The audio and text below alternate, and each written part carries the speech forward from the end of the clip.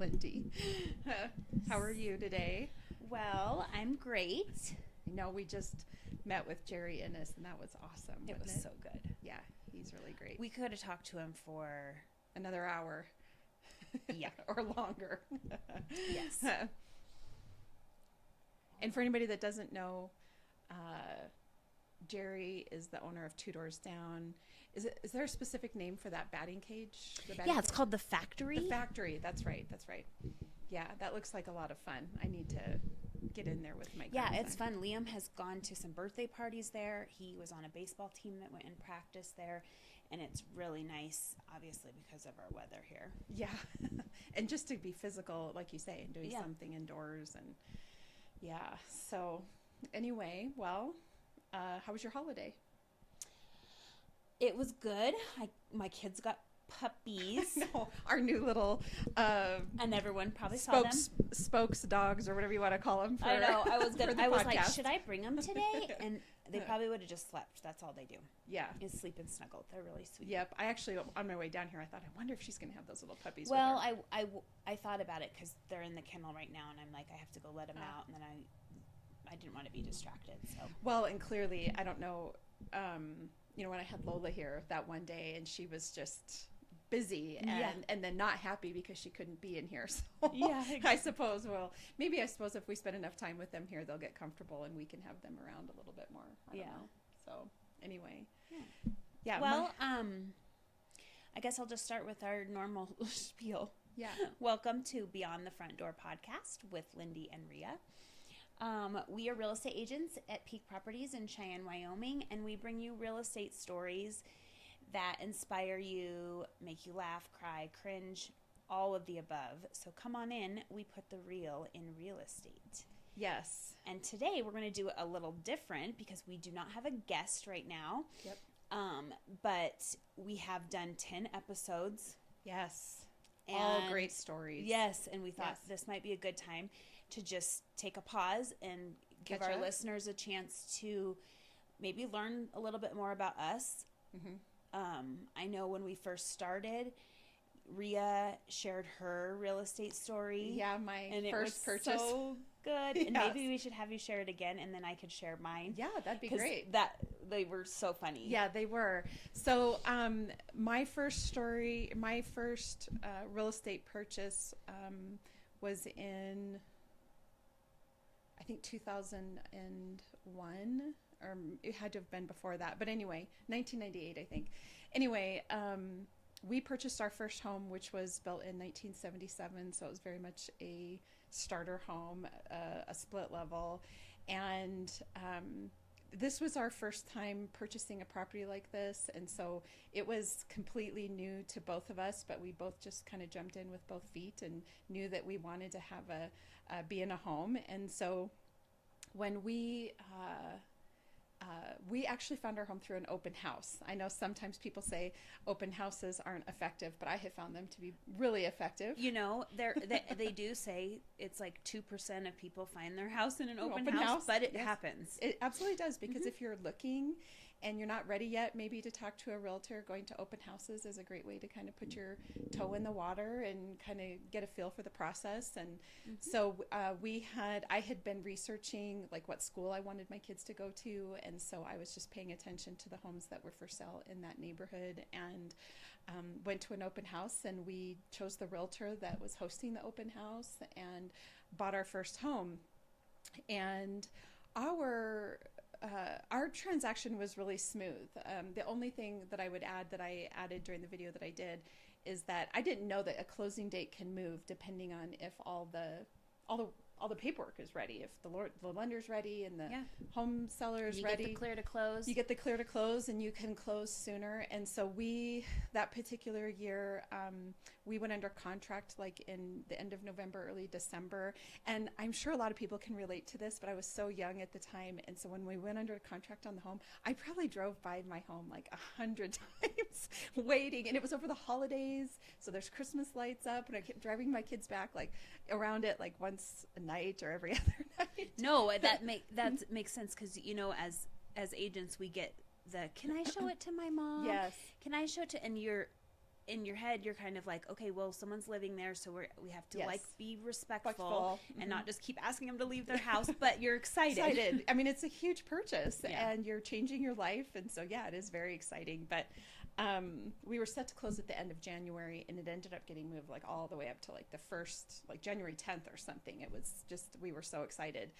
And so anyway, but what happened was we had committed to like a fundraising event that night, and but we were on a mission to be in the house that day. And so I had a friend of mine that had agreed to come over that evening and watch our kids while we went to this event. But we closed that morning, and we spent all day just moving as much as we possibly could and getting beds set up and that sort of thing.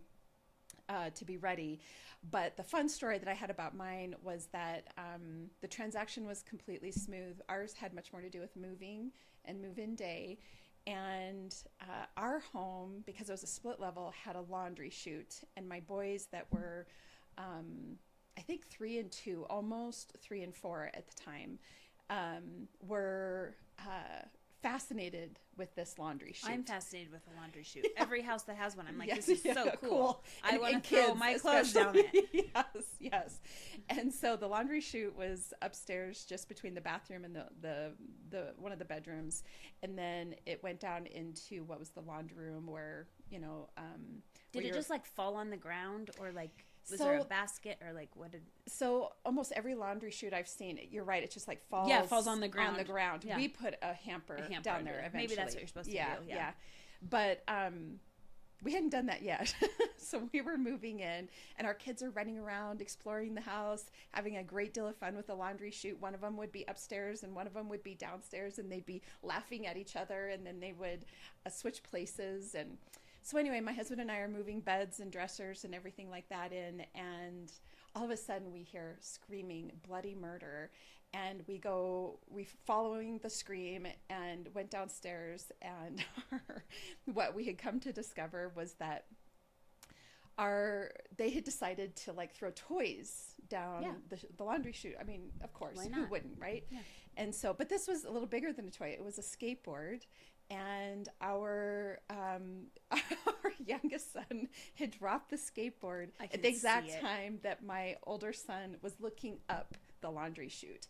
And so anyway, he ended up with this massive black eye, like, and probably more than a black eye. It was like part of his face was black and blue from this. And so anyway, it's my fun story to share about our first home purchase, because it was really the most eventful thing that happened. We had a really great realtor, and the transaction was really smooth. But move-in day was a bit crazy. We were completely ready with all of our stuff, and so but we just weren't paying attention to our little toddlers as we were. And you didn't think they would put a skateboard down the laundry chute. Yeah. I thought when you first started telling it, I thought they were one of them went down the laundry chute. Oh, well, they Could probably they have fit? No. Oh, okay. But yes, if the laundry chute would have been a hair bigger, they would have fit, and I'm absolutely certain they would have experimented with that as well. So no, it was, I actually think I've seen laundry chutes that are bigger than ours was, but ours was maybe like 12 feet by 12 feet, like, going down. So anyway, not that big. And I will say the laundry chute was really amazing for having a laundry room downstairs. But, as I've gotten older, I'm always an advocate for the laundry room being located directly outside of whatever bedroom I'm sleeping in. Right. And it's fun to see how homes have evolved, like in layouts, in older homes, the basements always where the laundry is. Mm-hmm. It's just the way it is. And then I don't know, we got to a point where we were like, why is the laundry in the basement? I have to haul it all the way down there to haul it way up. Now, and then it moved to upstairs. Yep. And then it, like most people, it's maybe like in a laundry area or like by the garage. And now it's attached to the master bedroom or the primary Yep. bedroom or whatever we're calling it these days. Sorry. The only trend I don't really fully understand are laundry rooms that you have to walk through the kitchen to get to. Like you're hauling all your dirty clothes through the kitchen. It's to the true. laundry room. I've sold a couple houses where the laundry room was in the kitchen, and one in particular, she told me when they bought the house, she that's the one thing she was like, I don't like this. Why is there was a big closet right off of the kitchen, like basically off the dining area. And then she realized she loved it once she lived in the house because she like folded clothes on the kitchen table. She was like, now I'm like, I kind of like it like this. Yeah. And then I was like, well, for some people, they might just have clothes on their kitchen table all the time. Well, I think the advantage of having it near your master is that, or near your kids, one or the other, right? Where you can just, it's so much easier to get laundry done. Like just being able to throw your clothes right into the washing machine, or, you know, when it's downstairs, it's sort of out of sight, out of mind, you know? And then I just remember when my kids were growing up, I didn't have like a counter space. So, you know, I'd have to do it and then haul it upstairs and fold it and put it away and that kind of thing. So I am appreciative for all the builders that are making laundry rooms a little more convenient. Yes, I look on Pinterest all the time at laundry rooms. They have some gorgeous ideas. They're like a decor centerpiece. I mean, now. if I did laundry, I would love it. But my husband does the laundry at my house. So I don't even know how to do it. No, just kidding. That's funny. I do have, when we moved in our house that we have now, the washer and dryer came with it, and we lived there for a few months, and I had to wash something, and my sisters were there, and I went to go wash whatever it was, and I grabbed the little pod thing, and I was like, okay. What is this? And I walked out to the living room, and I was like, do I just like throw this in with the clothes, or like where does it go? And they were like, are you kidding me right now? I'm like, yes. I wish I was. Yeah. I was like, Brian does the laundry. That's really awesome. You know, my husband, we both do the laundry. The only thing I'll say is that we've had to build like not drying racks necessarily, but ways to dry clothes. Yes. Because most of my clothes I like Mine to too. dry. Yeah. Like air dry. Yeah. Well, and that's why I appreciate that he does it, because I like to do things quickly.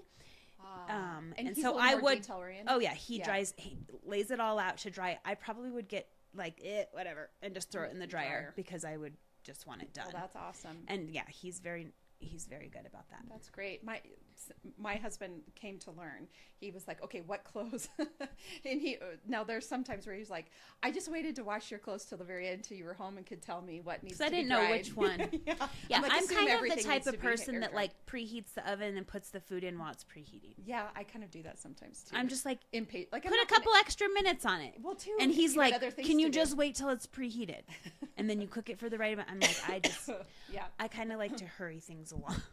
Yeah, get it Whoever's done. the fastest. Well, too, you get it off your brain by putting it in the oven, right? Because you got other things to do. I can completely relate. Well, tell us about your first home purchase. Okay, well, it's kind of weird because a lot of it I don't really remember, but I didn't have a lot of options. So I moved to Cheyenne in 2004, and it was right around then that I bought my first house. I think I bought it in 2004, and I was fresh out of college, so I didn't qualify for a lot.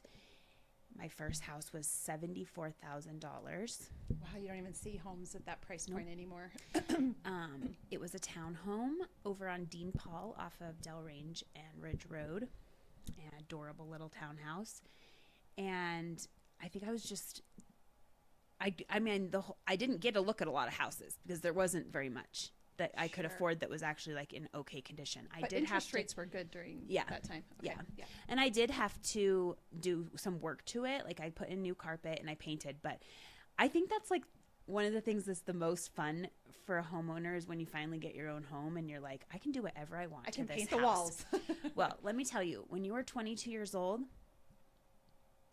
your choices in decor and paint is not the same as I would choose now. It's an expression of freedom. I had a hot pink bathroom. I painted the trim hot pink. I painted the walls baby pink. Painted the trim. And now I go in houses and people painted the trim and I'm like, other than white, I'm like, oh gosh, it's going to have to be replaced. Like, how did they paint over my hot pink trim? So you sold it with the hot pink trim? Yeah. Okay. I did. I painted my cabinets in my kitchen like a mustard yellow. And then I had a stripe of yellow on the wall. I was very bold in my choices. Good for you, though. But I was just excited. I was like, I can paint whatever I want. That's whatever color I want. Hear, like when people move out an apartment into a house, it's exciting. like, I get to paint the walls. Yeah. Well, so how was your mom? And now it's funny because my my house is completely white now. Like there's no I walls know. painted. They're literally, it is I white. know. Ceiling Mine white, too. white. Mine too. And I occasionally will be like, I should get like an accent wall, or I should paint this room. And then I'm just like, I just like white. I just now, I don't know, maybe I overdid it with the pink and the yellow. You got your fill in. Yeah. Funny story about that though. I did, once I met my husband and we both owned a house. So we sold the townhouse that I owned and moved into the one that he owned. And then it was a few years later, my mom and Corey bought my townhouse. It was for sale again, and they bought it. Oh, so were they the ones stripping that pink? Yeah, probably. Because I did go back over and visit it because it was like a special place. Brian proposed to me in that house, and we were like, we need to go back and see it. And you know how it's so funny how you have a home, and then if you upgrade or move up, then you go back to that house and you're like, how is it so little? Like, I don't remember it being this little. Yes.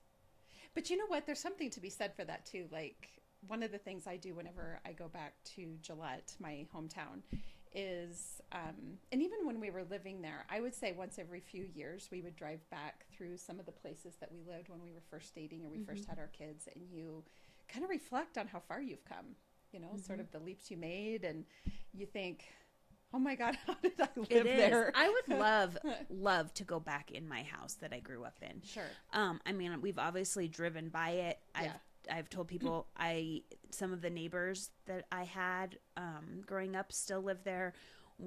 Her parents still live next door, and she sent me pictures of our backyard, and it was like weeds up to here, and we had a basketball court and all this stuff. She's like, look at your backyard. I'm like, oh my gosh, I would love to go see that house.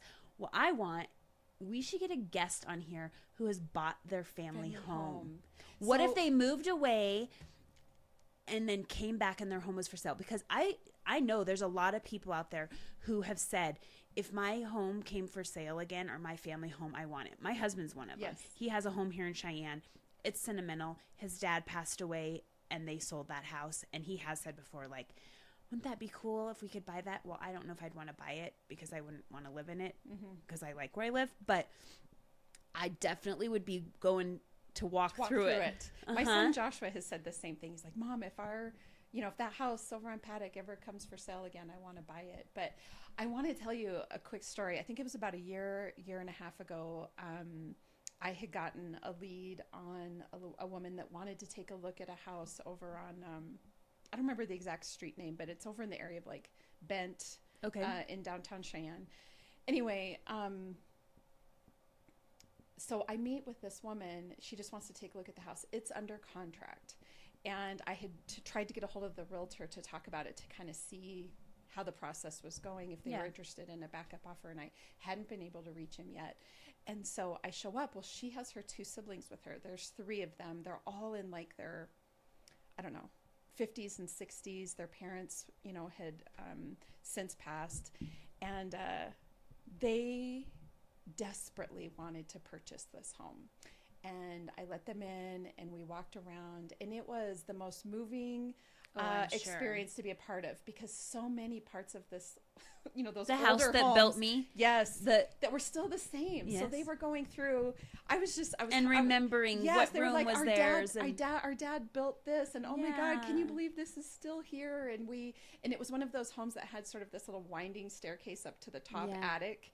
And so I followed them up there, and they were talking about a little dent in the wall, or, a thing that their dad built in the kitchen. And they were like, we want this house. And I got a hold of the realtor, and he's like, no, like, this is under contract. I'm not doing anything with this. It's sold, essentially. And I said to them, I'm like, if anything changes, please give me a call, because this set of siblings would love to have this house. And nothing ever came of it. And I felt so bad for them, because they clearly were a happy family together. They clearly loved their parents. And and the woman said to me, she goes, I didn't see this come on the market till just yesterday. I had no idea if I had known. And I'm like, I wish you would have reached out. All you got to do is reach out to one realtor and say, this is a long shot. This may never come for sale. If this house ever comes up for sale. And I'm telling you, there could be times where you find the house and you go call them, or a realtor could reach out to them and say, are you looking to sell? And maybe they are, or maybe or even to say, whenever you're when you ready, are ready to sell, call me, and I've got a potential client to purchase this home because it's their childhood home. Yeah. So my grandma, who just passed away this last year, and she was 103, she lived in the same house from the day she moved to Cheyenne until the day she died. wow. So my dad grew up in that house, and I always have thought it's got to be kind of cool to have all those memories there. Yeah. And be able to go in her house and think like, I mean, I don't know how they all fit in that house because it's small, and he had 8 siblings, and I know they weren't all there at one time because they were spread out. But, yeah, I want to have someone on here who still lives in their childhood home, or maybe they purchased it later. That would be a lot of fun to hear that story of, that you lived your parents. I think times have changed a little bit. I think in the older generations of maybe that was more common. Yeah, in the silent generation or boomer generation, they lived in the same home their entire lives. Well, but and it's even also the same job their entire lives. Even our story with Christina that came out today, she talked about buying her first home, and she's still in that first home. I even think that's unique. Unusual. Most people are not staying put in the first home they buy. Yep. Which is fine. There's nothing wrong with either way. Yep. It's just your personal preference. But most people buy a home and then live in it for a few years and then upgrade, so or 5 to 7. Or up. And I think I do think this younger generation moves more. Yes. Well, I think even for myself. Well, they switch jobs more. They do all of that. Yes. More. You're right. They're not as... You don't get a job and work in it for 30 years. Yeah. If you don't like it, you go find a different job. Which is a healthy mindset. It is. Right? Like, if you're not happy somewhere. But I do think out of those generations, you're talking about the Great Depression for the silent generation, right? So you've got people that you hang on to what you have, especially if it's paid off, and you stay with that job because it's stable, and you stay in that home because you can take care of it, and that's just taking risks. Maybe wasn't as much of a thing back then, but for sure now everybody's moving a lot more often. And I've thought about that a little bit because we've lived in a few different homes raising our kids, and I've often wondered, do they wish they could go back to their childhood home? But then I think to myself, like you even see in movies where people that are in their 30s go back home and their bedroom still looks the same as when they were 15 years old. And I could not imagine my kids leaving, not changing their bedrooms. I was literally leaving for college, and my mom was like, pack your stuff up. It's time to go. And I just drug my feet, and she just put stuff in bags and was like, you're moving out. Yes. I'm pretty sure my room, if they still lived in that house, it would not be the same room, but she'd be like, we repurposed your room. It's now an office, or, Yeah. The image I have it's the grandkids' room. Yeah. The image I have in my head is the movie Sweet Home Alabama, where she goes back home and it's a little mobile home or whatever.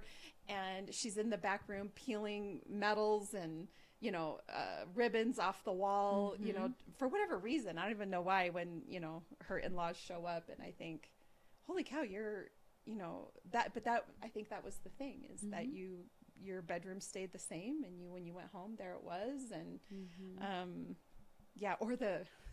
or the scene in Friends where Ross goes, wow, I'm in Rachel Green's room. Yeah, exactly. But yeah, I think times have changed, and, we've moved on a little bit. So, yeah. I mean, I don't think that I would want to live in my childhood home, but I think that's because I'm happy where I am. So, yeah. And if I could pick it up and move it, I don't know. I just want to go walk through it. Yeah, for sure. Well, there's some sentimental value, I'm guessing. And clearly for these 3 siblings, I think the plan was for one of them to live in the home, and then the other 2 were going to come and visit. And it makes me think a little bit about sort of the cycle in your life. Like, you leave home and you go accomplish all these things, right? You get married and have kids and grandkids, and you have careers, and you travel wherever it is that you go, and you do all these things. But then in your final years of life, and I don't know if I read this somewhere, or I heard this somewhere, that like if you walk through a nursing home, and you got people there that are in their 80s and 90s, that what nurses report is that so many of them just want their parents, right, in their final days. You go back to your childhood. You go back to you your want childhood. your mom or you your want dad. your mom or your dad, and I almost wonder as we get older and we start to really reflect on our childhoods, and which is interesting because it's such a small part of our lives, but so impactful, right? Yeah, yeah, because your brain is still developing, and it just leaves quite a mark, I'm sure. But that's what it makes me think of, is that as we get older, we kind of reflect a whole lot more on those early relationships and that time with our mom and our dad and our siblings. And it's the thing I always tell my kids, and even as Jerry was talking a little bit when he was explaining how he's explaining to kids that your social circle, you might not be friends with the same people in 2 years or whatever the case is, but kids in high school, every relationship they have at home are long-term relationships. So it makes sense that they think that their friends are also going to be those long-term relationships. And I say to my kids all the time, I said it to them in high school, and I don't think they believed me, although it's starting to come around now, that no matter what, and my two sons are brothers, and they haven't always gotten along, and I always say to them, I know that your friends are your priority, but your brother is who's going to be with you till the end of your life. And guess what? You're going to have to work with your brother when me and your dad get older and when we die. You're going to have to fight over who's changing whose diaper. That's right. You're going to have to paper, rock, scissors. You can't be like fighting. Yes. And so that's the relationship that's going to stick, whether that's completely your choice or not. Your friends are going to come and go, but as time goes on, it really comes down to the people that are consistently in your life. And oftentimes that's your siblings, that's your family. And that's just not something that's going away. So it kind of makes sense to me that everybody has that nostalgia for their childhood home. I would definitely love to walk through mine. I'll probably never have that opportunity. But where is your childhood home? So my childhood home is a mobile home that's still sitting in Gillette. Okay. Yeah, it's still there. My mother bought it brand new when we first moved into it. But I mean, God, that would have been like 40 years ago.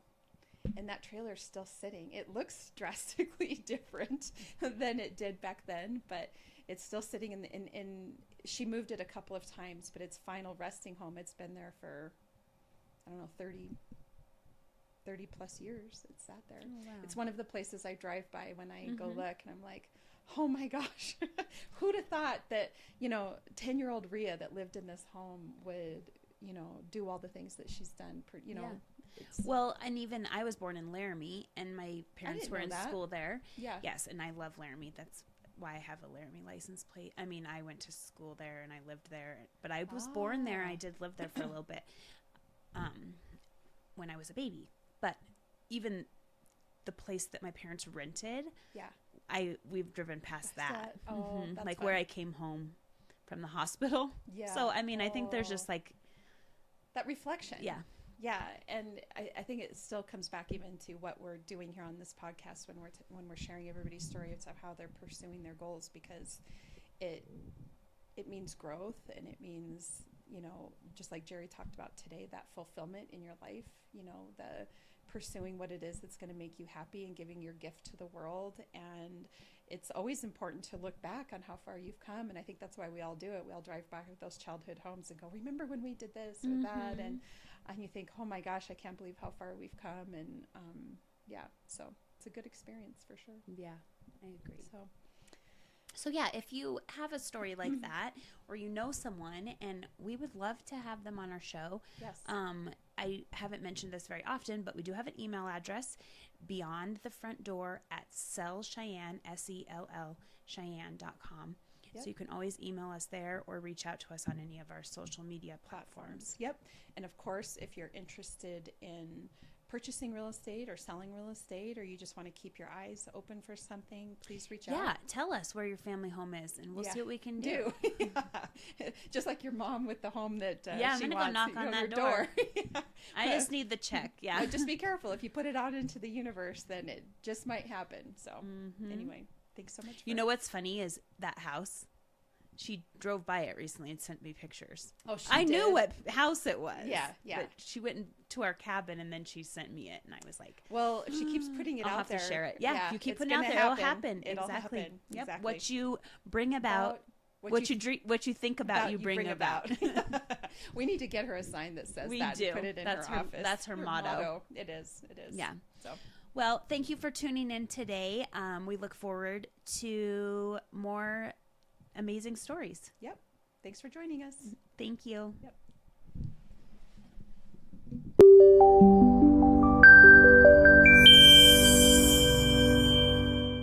This episode of Beyond the Front Door is brought to you by Peak Properties in Cheyenne, Wyoming.